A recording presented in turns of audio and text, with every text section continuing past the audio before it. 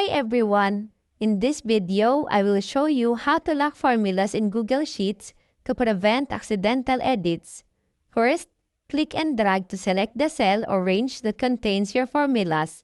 Then, right-click within the selection.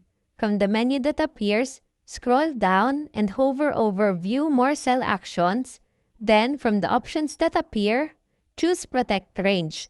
A sidebar will open on the right. Enter a description in the field if you want. Let's type formulas. Then, click Set Permissions. A pop-up dialog box will appear.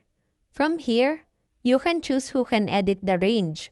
From the drop-down, select Only You or Custom, where you can add names or email addresses in the Add Editors field.